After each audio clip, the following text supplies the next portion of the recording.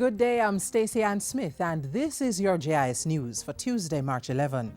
Prime Minister Portia Simpson Miller has asserted that a non-confrontational approach needs to be taken by the Caribbean community CARICOM on the issue of reparations.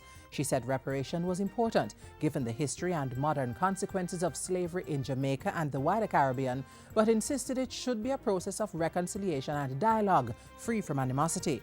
The Prime Minister was addressing the 25th intersessional meeting of the Conference of CARICOM Heads of Government in St. Vincent and the Grenadines Monday. Reparations for native genocide and slavery was a key agenda item.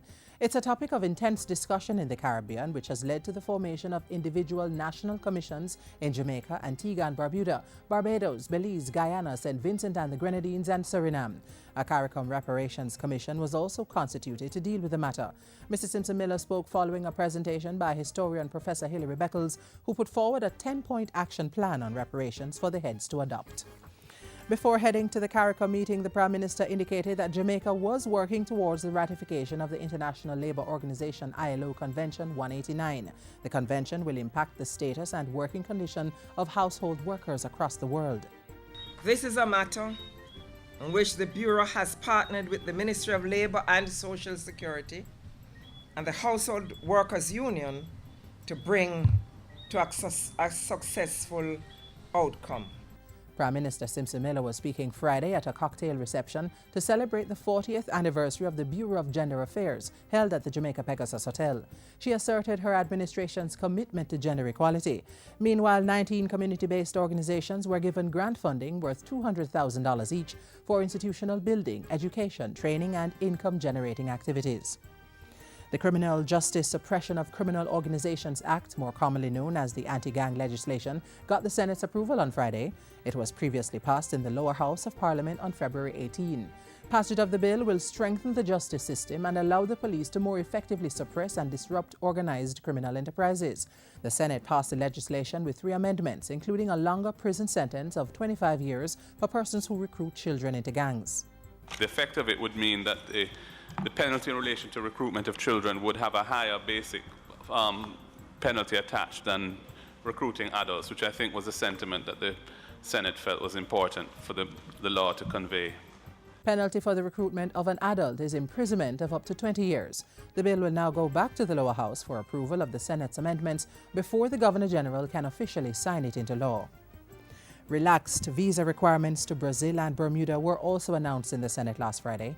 Foreign Affairs Minister Senator A.J. Nicholson revealed that Jamaican nationals traveling to Bermuda for tourism, business, or on a work permit no longer need a visa or visa waiver. Persons must, however, have a valid multiple entry visa to the USA, Canada, or the United Kingdom.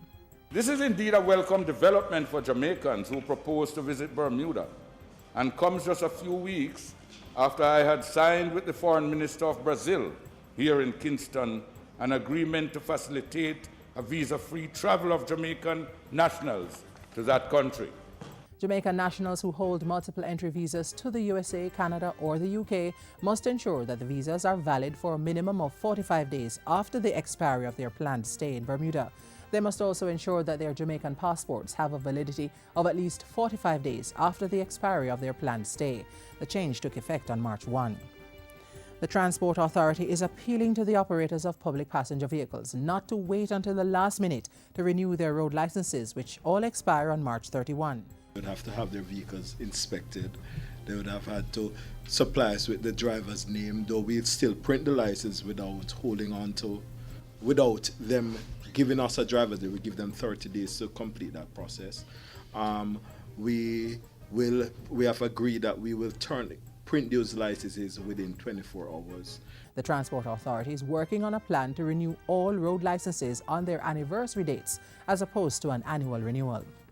And finally, Jamaica joined the family of 53 nations of the British Commonwealth in celebrating Commonwealth Day on March 10 under the theme Team Commonwealth. In her message, head of the Commonwealth, Great Britain's Queen Elizabeth stressed that member nations could achieve more through teamwork than they could alone.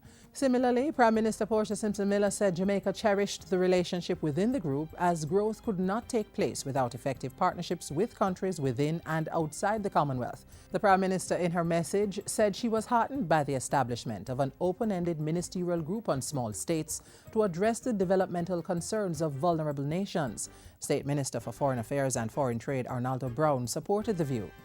I understand that the Commonwealth Secretary General, during a visit to the region a few weeks ago, announced plans to establish a trade facility that would benefit CARICOM countries.